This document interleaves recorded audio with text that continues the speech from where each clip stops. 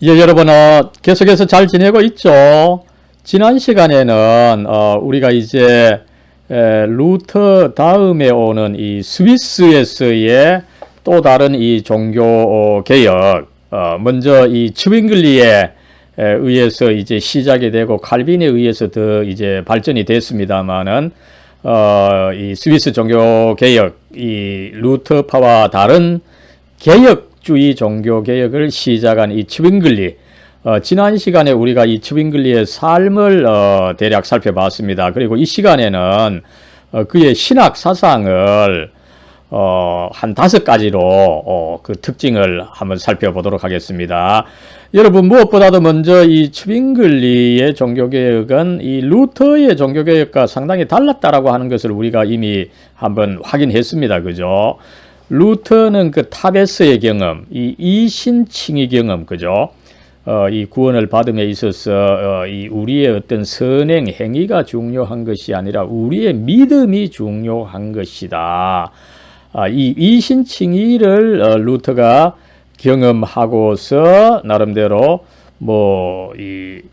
그 면죄부 판매 관행에 대해서 반대를 하면서 이제 서서히 종교개혁이 시작이 되고, 그러다 보니까 이제 이 국가, 이 선제후 프리드리히 3세의 도움을 받아서 서서히 발전한 것을 우리가 살펴봤습니다. 그러나 스위스에서는 츠윙글리가 그런 경험을 가졌던 것이 아니죠. 오히려 츠윙글리는 1519년에 취리히 공화국의 국민 신부로서 이제 활약을 하면서, 이 사람은 이제 르네상스 인문주의의 영향으로 성경을 중시했던 것입니다. 그죠? 그래서 자기가 심호하게 된 취리 성당에 가서 미사를 드리는 것이 아니라 성경을 읽고 설교를 하는 가운데 서서히 이 스위스 종교개혁이 시작되었다는 것을 우리가 확인했습니다. 이로써 독일 지역에서의 루터파 종교개혁과 달리 스위스 지역에서의 이 종교개혁은 이 성경, 그죠? 이 성경과 설교가 중요하게 됐다는 것을 우리가 먼저 확인할 수가 있는 것입니다. 그로부터 이제 이 츠윙글리 신학사상에 있어서는 무엇보다도 이 성경이 가장 중요하다, 가장 앞선다, 그죠? 오직 이 성경만, 이 솔라 스크립투라의 원칙으로 시작하는 것을 우리가 확인할 수가 있습니다. 앞에서도 말씀을 드렸습니다만 이 츠윙글리는 무엇보다도 르네상스의 인문학자입니다. 그죠?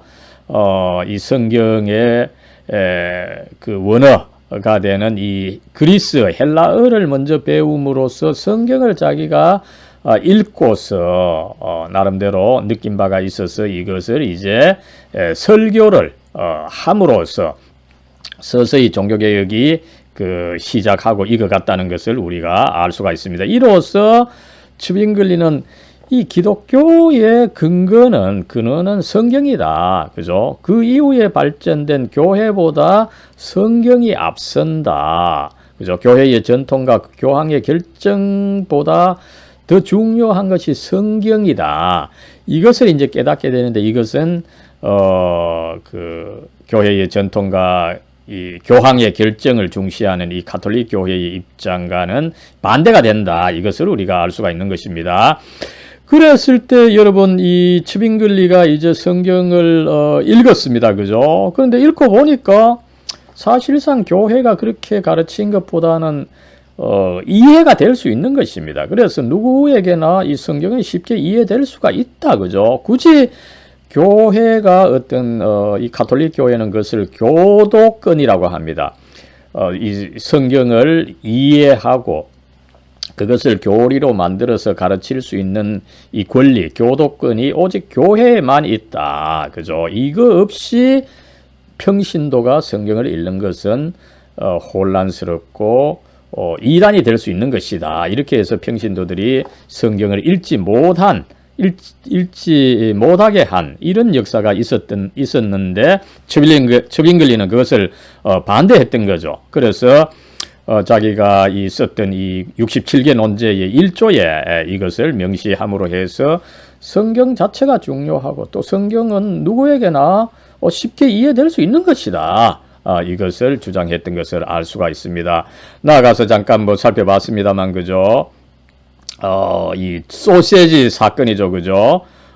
이 당시 이 교회가 사순절 기간에 육식을 금지한 것은 성경에 명시적으로 가르치는 바가 아니다. 우리가 굳이 따를 필요가 없다.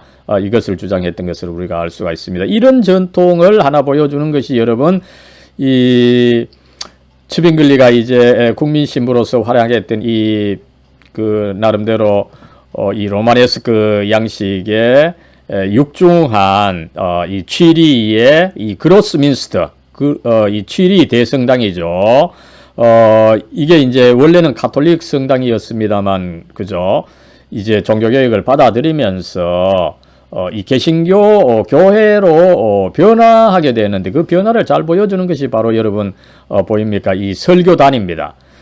그 앞쪽에서 볼 때 이 오른쪽에 있는 이 설교단이죠. 하나님의 말씀과 그 설교를 중시한다라고 하는 것을, 이 설교단을 위에 높인 것을 통해서 우리가 확인할 수가 있는 것입니다. 예, 그랬을 때 여러분, 이 성경은 그러면은 뭡니까, 그죠? 하나님께서 초월적인 하나님입니다, 그죠? 우리가 쉽게 알 수 없고 접할 수 없는 이 초월적 하나님께서 우리 인간들에게 주신 삶의 규칙이라는 것입니다. 단순히 뭐 하나님에 대한 지식을 전해주는 책이 아니죠, 그죠? 그래서 이 스위스에서는 이 성경이 하나님의 말씀이다 보니까 이것을 우리가 분명히 지켜야 되는 것이다, 그죠? 그러나 이 루터파는 어떻습니까? 성경이 물론 중요하지만 이 스위스에서 중시하는 것과 또 다른 형식으로 루터파에서는 중시를 했던 거죠. 이 루터파에서는 오히려 뭐 성경에 명시되어 있지 않은 것은 해도 된다, 그죠? 스위스에서는 성경을 적극적으로 따르려고 했던 반면에 루터파에서는 성경에 명시되어 있지 않은 것은 우리가 할 수 있는 것이다, 그죠? 조금 그 다른 의미로 이 성경을 받아들이는 것을 우리가 알 수가 있습니다. 이런 관점에서 스위스에서는 특별히 이 초월적인 하나님을 그 상으로 뭐 표시한 거, 그죠? 이런 것을 금하는 이 철두철미한 이 우상 숭배 금지, 그리고 또 하나님을 또 철두철미하게 예배를 해야 되니까 무엇보다도 주일 성수를 강조하고, 그죠? 그리고 또 이 정결한 혼인생활, 직업윤리, 그죠? 이런 것을 어떻게 보면은 이 루터파보다 뭐 가톨릭은 뭐 물론하고 더 철두철미하게 지켰고, 여기서 이제 나름대로 이 건전한 어떤 그 윤리가 형성되고, 이것이 또 여러분 이 청교도들에게 더 강하게 나타났던 거죠. 그래서 여기서 이제 건전한 시민의식, 민주주의, 그리고 이 자본주의 형성에 큰 영향을 미쳤다. 이것이 이제 이 막스 베버라고 하는 유명한 이 사회학자에 의해서 밝혀졌습니다만은, 어쨌든 이 개신교가 이미 초기부터 이런 중요한 정신을 가지고 있었는데, 이것이 루터파보다는 오히려 이 스위스 개혁교회 칼빈주의에서 더 강하게 나타났다라고 하는 것을 우리는 한번 확인할 수가 있는 것입니다. 여러분, 이렇게 해서 이제 스위스에서는 하나님의 말씀, 그죠? 이 성경과 더불어서 설교를 강조하는 이 전통, 그죠? 이것이 이제 분명하게 나타났는데, 나중에 이제 이 신앙 고백서에 분명하게 표기가 되고, 이것이 어떻게 보면은 이 스위스 신학의 이 전통, 개혁주의 신학의 전통, 이것을 결국은 현대에 있어서 뭐 에밀 브루너다, 칼 바르트가 특별히 잘 활용한 것을 우리가 알 수가 있습니다. 이 성경이 하나님의 말씀이다, 그죠? 그리고 하나님의 말씀에 대한 설교 역시 하나님의 말씀이다. 그죠? 설교를 그렇게 이 중시한 것을 여기서 한번 확인할 수 있고, 그죠? 이 정신을 이어받은 그 웨스트민스터 대요리 문답, 소요리 문답, 웨스트민스터 신앙 고백, 그죠? 여기도 보면 어떻습니까? 그죠? 이 성경이 분명히 하나님의 말씀으로서 믿음과 행위의 유일한 원칙이다. 이 성경을 중시하는 흐름을 이 츠빙글리가 이 시작했고, 이것이 후대에 잘 이 반영이 된 것을 우리가 여기서 한번 확인할 수가 있는 것입니다. 여러분, 이제 크게 두 번째로 이 스위스 종교개혁은 이 루터파와 굉장히 이게 다른 측면이죠. 하나님의 초월적인 주권을 강조했다는 것을 우리가 확인할 수가 있습니다. 여러분, 계속 제가 말씀을 드렸습니다만, 이 츠빙글리는 인문학자로서, 그죠? 이 성경을 있는 그대로 읽었다, 그죠? 그 전에 뭡니까? 그 전 스콜라주의에서는 성경을 그저 이 교리에 대한 어떤 증빙 자료로만, 그죠? 이것저것 그 필요한 부분만 이 활용하는 이런 전통이었다면, 인문학을 공부한 사람은 성경을 그저 처음부터 끝까지 있는 그대로 읽으려고 하는, 그래서 그 참 뜻을 이 찾아내려고 하는 이런 흐름이 있었던 거죠. 그러면서 이제 하나님에 대한 이 생생한 지식, 어떤 그 교리적으로 가공된 지식이 아니라, 그죠? 생생한 지식을 얻게 되었다. 달리 말씀을 드리면은 이 가톨릭이나 이 철학적으로 생각하는 사람들은 뭡니까? 이 어떤 그 대표적으로 스콜라주의의 신존재 증명이 있죠, 그죠? 그래서 토마스 아퀴나스는 그의 신학 대전에서 이 하나님의 존재 증명을 5가지로 합니다. 그죠? 이 모든 운동을 생각하면 운동의 원인이 있고, 그 원인의 최초 원인이 이제 이 우주의 이 우주에 있는 운동의 그 최초 원인이 바로 하나님이다. 아니면 또 존재론적 증명이 있죠. 어떤 완전한 것은 존재해야 된다, 그죠? 그리고 이제 어떤 존재가 완전하려면 존재를 가져야 된다는 거죠. 그래서 하나님께서는 이 존재를 가지고 있다. 이런 식으로 어쨌든 이 하나님의 이 존재를 그 증명하는 것이 있는데, 이런 식으로 증명을 통해서 알게 되는 하나님, 그죠? 이거는 결국은 뭡니까? 인간 존재 와의 어떤 그 연장선상에 있는 하나님이 되는 거죠. 그래 되면은 이 하나님이 그 초월적, 우리의 어떤 그 이성적 체계, 우리가 참으로 제대로 알 수 없는 하나님, 그죠? 이 하나님을 우리가 사실은 무시하게 되는 결과가 일어나게 되는 거죠. 그래서 츠빙글리는 오히려 우리의 그 이성적 인식을 넘어서 계시는 하나님, 초월적인 하나님, 그리고 그 하나님께서는 이 우주를 그의 이 섭리에 따라 통치하시는 하나님이다. 그리고 하나님께서는 그의 구원을 이루어 가시는데, 그의 예정에 따라서 이 구원을 이루어 가신다. 그죠? 그러다 보니까 그 어떤 것도 이 하나님을 어떤 그 스테레오타입으로, 그죠? 정형으로 만들 수 있고, 또 나아가서 그것을 우상으로, 어떤 상으로 만들 수 있는 그런 존재가 아니라는 거죠. 그러다 보니까 이 츠빙글리는 이 미신적인 경향, 여기서 성자라는 것은 거룩한 이 성인들입니다. 성인들과 이 성인들의 유물, 이런 것이 중세 가톨릭에서는 굉장히 강했습니다. 그리고 이 성화를 또 숭배하고, 그죠? 또 같은 문맥에서 마리아가 어떤 그 신적인 존재다, 그죠? 이런 식으로 상을 만들어서 숭배한 것인데, 이것은 전부 다 우상 숭배다. 하나님은 초월해 계시는 분이다 보니까 그런 식으로 하나님을 가두어 둘 수가 없다는 것을 이 츠빙글리 이하 이 스위스 종교개혁 개혁주의에서는 그 강조한 바가 있다는 것입니다. 예, 그 다음에 이제 이런 관점에서 여러분 이 스위스 종교개혁에서는 이 하나님의 섭리와 예정을 강조했다는 거죠, 그죠? 이 세상을 그저 아무렇게 내버려 두는 것이 아니라 모든 것을 섭리에 따라서, 하나님의 섭리에 따라서, 심지어는 뭐 이 세계의 사건뿐만 아니라 이 바람이나 이런 자연의 흐름까지도 하나님의 섭리에 따라서 일어나는 것이다. 특별히 그러면 인간의 구원을 이루어감에 있어서는 어떻습니까? 그죠?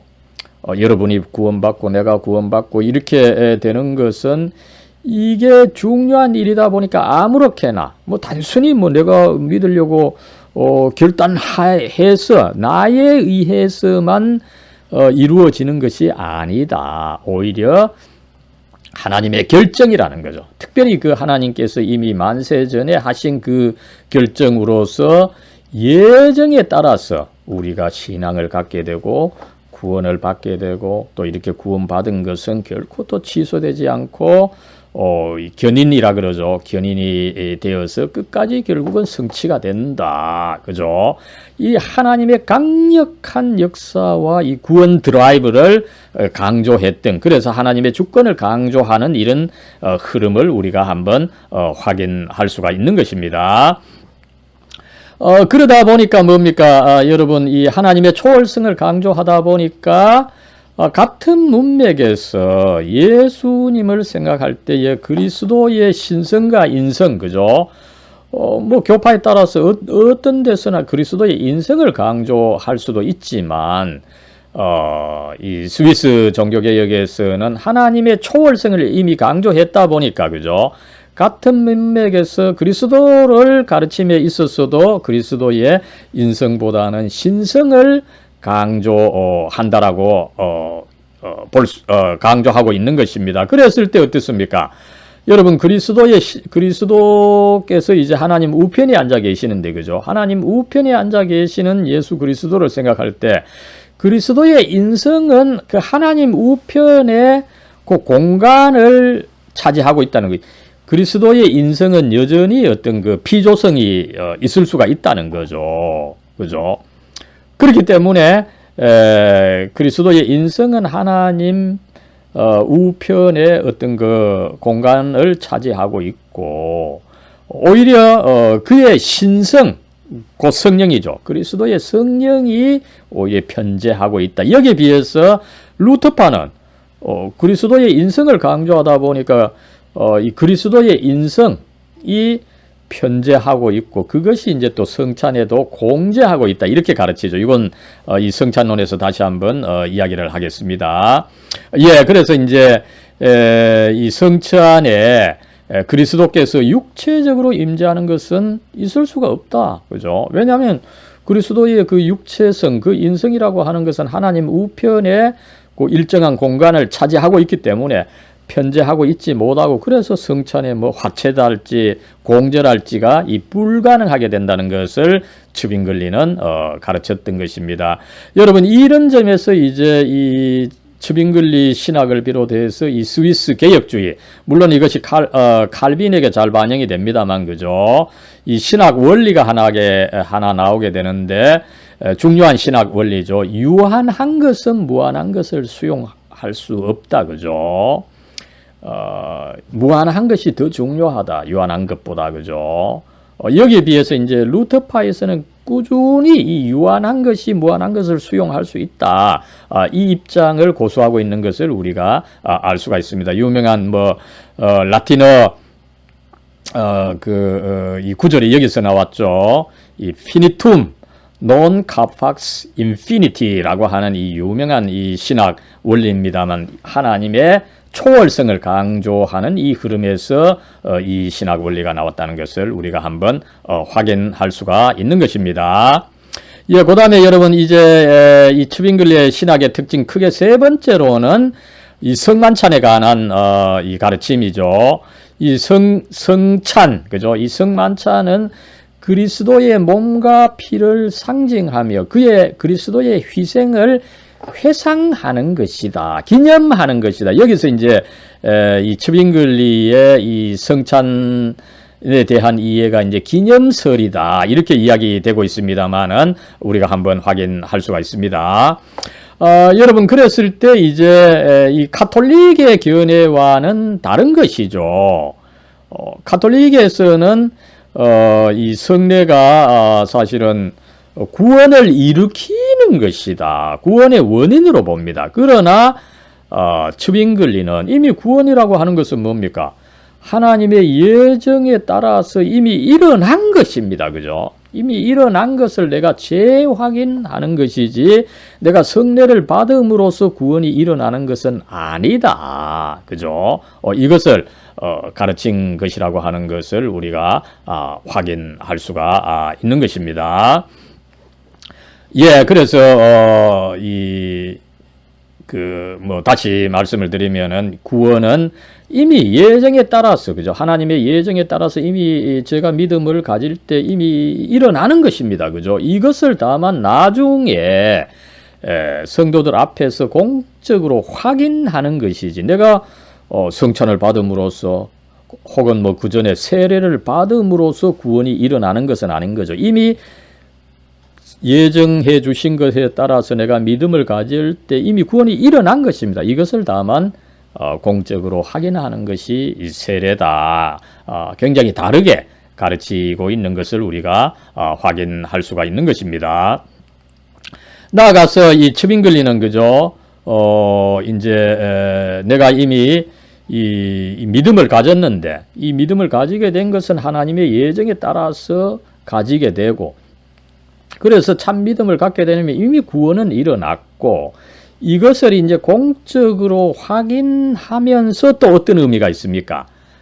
나의 입장에 있어서는 이것을 내가 이제 세례를 이렇게 받고서 여러 사람들 앞에 내가 이 믿음을 가진 것을 재확인하고 구원받은 것을 재확인하고 이제 내가 구원의 삶을 살겠다, 삶을 개선하겠다, 이 결심을 보여주는 이제 입회 행위와 또 의무 부여 행위라는 거죠. 그래서 여러분, 우리 이런 것을 보여주는 것이 장로교 세례식인데, 그죠? 장로교 세례식에서는 이 교회와 이제 약속을 해야 됩니다. 일단 믿음을 갖고 있다는 것을 약속을 하고, 그 다음에 이제 교회의 치리에 따라서 내가 이 성실한 이 교회 생활을 하겠다, 이것을 선서하는 것이 있습니다. 그죠? 의무부여 행위라는 거죠.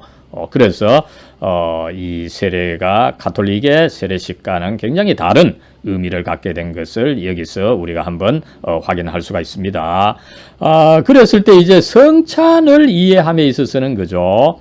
또 굉장히 다른 해석을 하죠. 성찬을 가톨릭에서는 어떻게 했습니까? 그죠? 이 구원이 중요합니다. 그죠? 이미 가톨릭에서는 세례를 받음으로써 구원이 일어났는데 이것을 계속 그리스도의 몸을 받음으로써 내가 구원의 생명이 유지가 되어야 된다는 거죠. 그래서 내가 계속 그리스도의 그 몸을 받아 먹어야 돼요. 그죠? 그래서 신부는 이 미사에서 이제 그리스도의 이 빵을 취해서 이제 축사를 하면 이것은 그리스도의 몸이다, 이렇게 이제 하는 거죠. 그러면은 그 빵이 그리스도의 몸으로 변화했다. 그죠? 그래서 내가 그것을 먹음으로써 내가 이제 그리스도의 몸으로 계속 또 이 변화해 나가야 되는 이 과정을 가톨릭 교회가 가르칩니다만은 첩인글리는 이 성경을 이미 해석함에 있어서 그죠? 이 축사할 때 쓰는 말, 대표적으로 고린도전서 그 11장 24절이죠. 그랬을 때 여러분 거기서 이제 이것은 성당이나 교회나 똑같이 쓰는 말, 이것은 나의 몸이니, 그죠? 이렇게 했을 때 이 나의 몸이다, 이거를 그저 문자적으로 해석해서는 안 된다라고 하는 것을 첩인글리는 이 성경 해석을 하면서 가르치는 거죠. 왜 그렇습니까? 여러분, 이 말씀은 그리스도께서 최후의 만찬에서 직접 하신 말씀입니다. 최후의 만찬에서 예수님께서 그 빵을 들어서 이것은 내 몸이다 이렇게 이야기를 했을 때 예수님께서 뭐 이 살점을 뜯어가지고 그죠? 살점을 베어서 그 살점을 보여주면서 이것은 내 몸이다 이렇게 하시지 않으셨다는 거죠. 빵을 들고 이것은 내 몸이다 이랬으니까 예수님께서 사실상 하신 말씀은 이것은 내 몸을 의미한다는 말이죠. 그러다 보니까 이것을 이제 회상하는 것, 예수님께서 마지막 최후의 만찬 그 하신 것을 회상하는 거고, 그 다음에 거기서의 그 빵과 포도주는 예수님의 몸과 피를 상징하는 거라는 거죠. 실제 예수님께서 자기의 몸을 가지고 그렇게 하신 것이 아니라는 것입니다. 그죠? 그래서 츠빙글리는 이 성찬은 주님의 최후의 만찬을 이 회상하는 것이다. 기념하는 것이다. 그죠? 그리고 또 합리적으로 본다면은 이 예수님께서 제자들과 함께 했던 것이다 보니까 그죠? 우리도 우리 그 신도들이 함께 이 나누는 공동 식사다. 이것도 역시 그 중요한 의미다. 이것을 가르쳤다라고 하는 것을 우리는 알 수가 있습니다. 나아가서 여러분 이렇게 이제 우리가 이 성찬을 이제 예수님의 마지막 만찬으로 회상할 때에 어떻습니까? 거기에 또 그리스도께서 영적으로 함께 해 주신다는 거죠.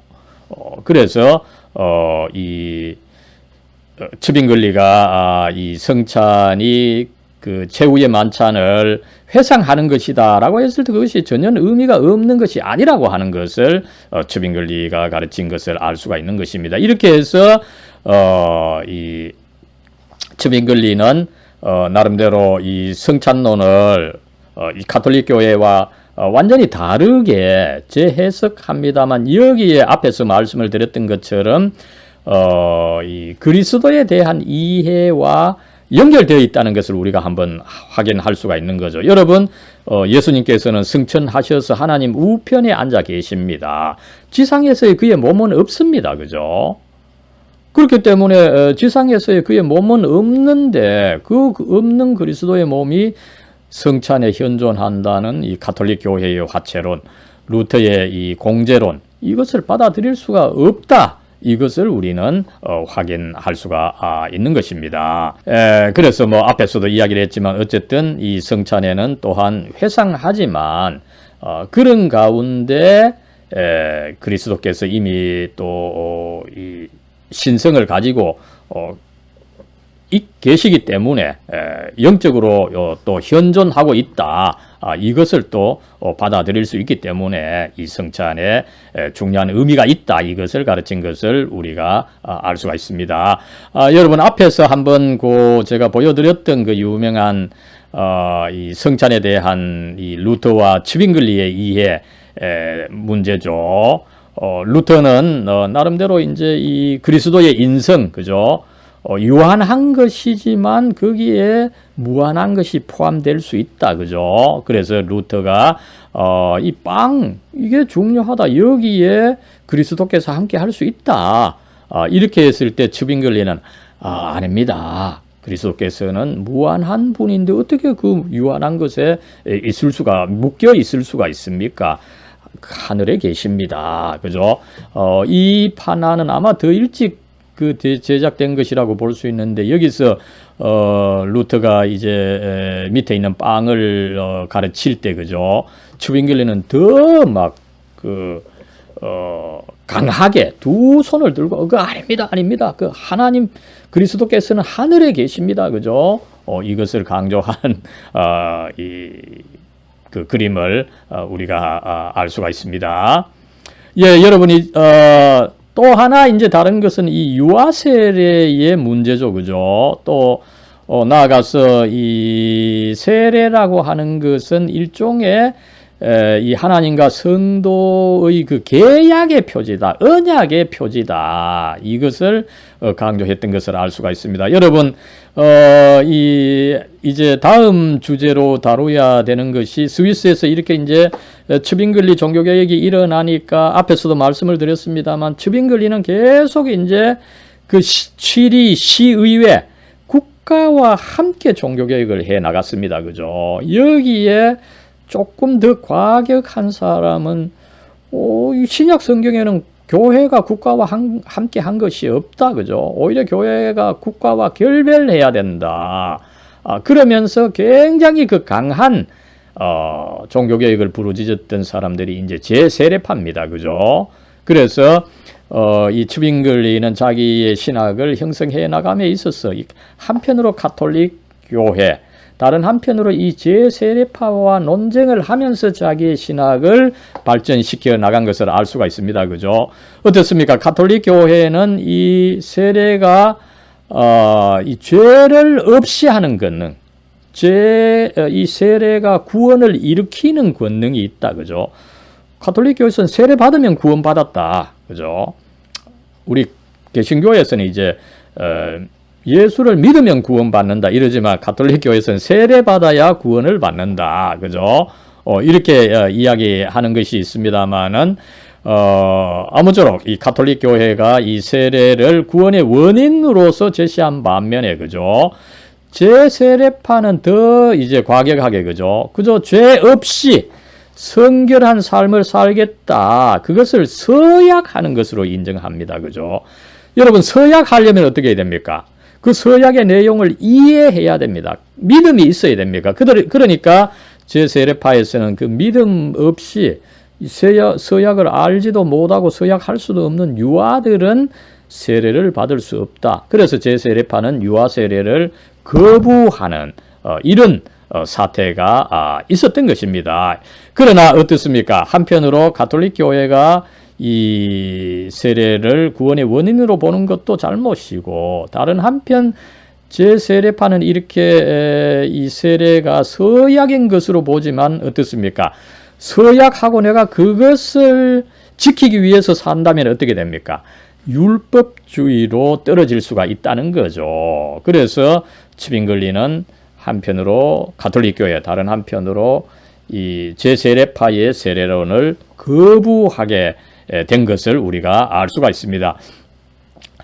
오히려 이 츠빙글리는 이 세례를 계약, 하나님과 우리 사이의 그 계약 개념으로 생각을 하는 거죠. 그죠? 할례가 그 어떤 모범이라는 것입니다. 그죠? 하나님께서 이제 이 아브라함과 계약을 맺으셨는데, 언약을 맺으셨는데, 그 언약은 이스라엘 백성 전체를 대신하는 언약입니다. 그죠? 그래서 그 언약의 이 표지로서 할례를 받았던 창세기 17장입니까? 그 사건이 있었죠. 같은 문맥에서 이 세례가 하나님께서 그리스도인들과 맺은 계약의 표지라는 것입니다. 그죠? 그래서 모든 그리스도인들은 그 표지를 직접 실현하는 뜻에서 세례를 받아야 된다. 이것을 가르치는데 그죠? 그랬을 때 여러분 이 하나님께서 아브라함과 맺은 것은 아브라함의 자손과 함께 맺은 거죠. 그래서 그 잘 알지도 못하는 난지 8일 만에 이스라엘 백성은 이 할례를 받는 이런 일이 있었는데 이것이 똑같이 기독교에도 적용이 된다는 거죠. 그리스도인들의 자녀들 역시 하나님의 자녀라는 것입니다. 유아들 잘 이해는 하지 못하더라도 그래서 이 계약을 확증하는 유아 세례는 정당하다 이렇게 가르쳤던 것을 알 수가 있습니다. 이럴 때의 제세례파는 뭡니까? 이 신약 성경에 보면 예수님께서 아이들에게 직접 세례한 적은 없다. 그래서 유아 세례는 이 성경이 가르치지 않는 것이다. 이렇게 주장했지만 또 츠빙글리는 어떻게 답을 하고 있습니까? 그죠? 여러분 성찬을 한다라고 할 때 뭐 예수님의 제자들 다 남자들이었죠. 그죠? 사실상 이 성찬에서 어떻게 보면 여성들이 배제되어 있지만 여성들 다 포함하는 것 아닙니까? 그죠? 그러다 보니까 이 츠빙글리 또 츠빙글리의 정신을 이어받은 개혁교회, 칼빈주의, 장로교회에서는 이 유아 세례를 이 어떤 할례의 그런 의미에 있어서 그 하나님의 백성가 맺어진 이 언약의 표시로서 이 유아 세례를 시행해 온 이런 역사가 있음을 우리가 알 수가 있습니다. 예, 여러분 이제 이 츠빙글리 신학의 특징으로서 마지막 5번째는 이 앞에서 뭐 이미 이렇게 저렇게 말씀을 드렸습니다만 츠빙글리의 종교개혁은 특이하게도 이 취리 국가, 그때 취리는 여러분 공화국으로서 하나의 사실은 독립된 국가 체제였습니다. 이 국가 시의회, 그죠? 의회와 함께 종교개혁을 시작하고 이루어갔던 것을 우리가 알 수가 있습니다. 그러다 보니까 이 츠빙글리는 이 교회와 국가가 상호 의존하고 상호 부조, 이 서로 돕는 이 존재들이다. 이것을 강하게 주장했던 것을 우리가 알 수가 있습니다. 이것도 이제 한편으로 이 카톨릭이죠. 카톨릭은 항상 이 국가를 이 교회가 지도해야 된다, 그죠? 국가가 교회 위에 있다. 이것이 이제 뭐 중세에서 특별히 이노센트 이 3세 이 교황이 뭐 가르친 바죠. 오늘날까지 여러분 이런 게 있습니다. 이 강한 카톨릭 국가에 가면 그죠? 이 신부들 주교 추기경 그죠? 정치에 굉장히 사실은 관심. 우리나라도 마찬가지죠.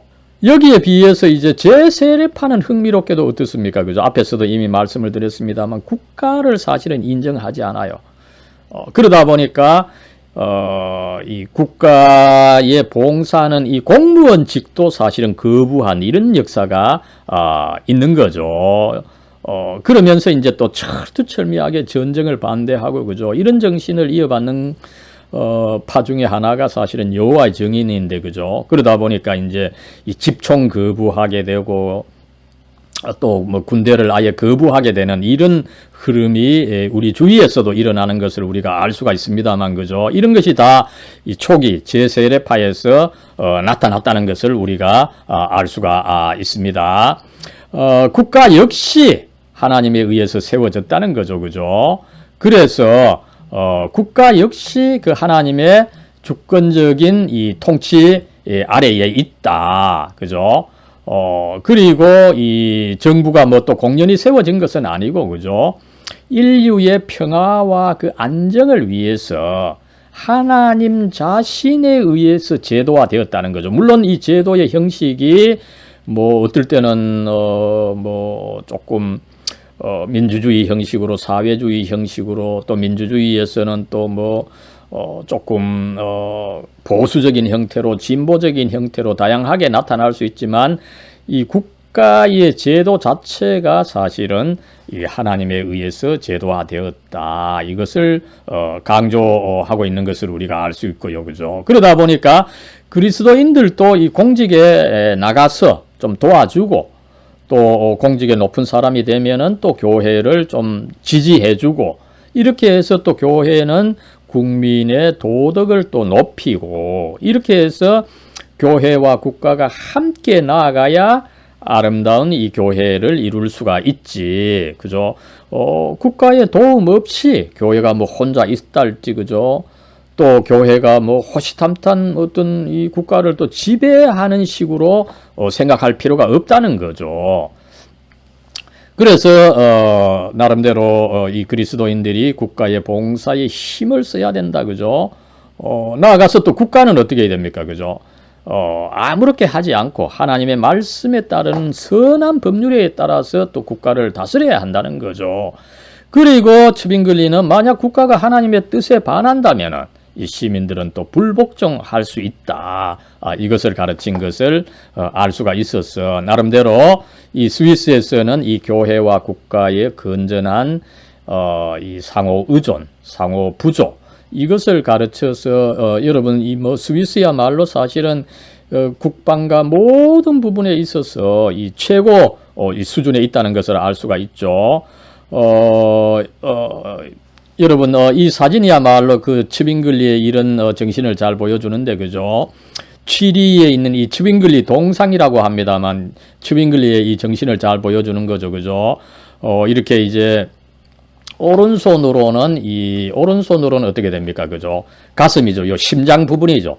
심장 부분에 이 성경을 이렇게 안고 있고, 그죠?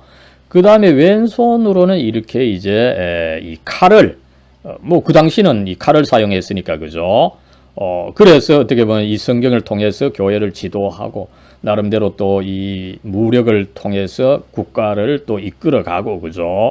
이런 이 츠윙글리의 이 교회와 국가의 이 상호부조 정신, 이것을 잘 가르쳤다, 이렇게 볼 수가 있고, 그죠? 이렇게 해서 여러분, 스위스는 정말 이 교회와 국가가 아름답게 발전해 와서 지금 또 이 세계 어떤 최상위 국가 중에 하나죠, 그죠? 나아가서 여러분, 스위스가 뭐 국토 면적도 적지만 인구도 적습니다. 한 800만 명 됩니까, 그죠?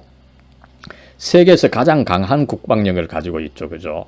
어떤 국가도 히틀러나 뭐 나폴레옹이나 당시 이 세계 최고의 권력자들도 감히 넘보지 못했던 어마어마한 이 국방력을 가지고 있었는데, 이것이 나름대로 교회와 상호 부조했기 때문에 국민들은 강력한 이 어떤 국방 정신, 그죠? 이 애국 정신을 가지고 있었던 거죠. 이 애국 정신이 어디서 나왔습니까? 사실상 전부 다 기독교에서 나온 것입니다. 그죠? 그래서 이런 점에 있어서도 우리는 이 스위스를 굉장히 본받아야 될 것이 아니냐, 그죠? 이 한국의 오늘날 이 애국심이 너무 약화되어 버렸습니다. 그죠? 이럴 때에 우리는 이 스위스의 종교개혁 정신, 거기서 또 나오는 어떤 애국 정신, 이것을 좀 배울 필요가 있다, 이렇게 볼 수가 있습니다. 여러분, 이 츠윙글리의 신학 사상은 여기까지 하고, 다음 시간에는 이 츠윙글리에 반대하면서도 나름대로 또 독자적으로 발전했던 이 제3파, 이 제3의 어떤 종교개혁의 유형으로서 이 제3파를 한번 살펴보도록 하겠습니다. 여러분, 감사합니다.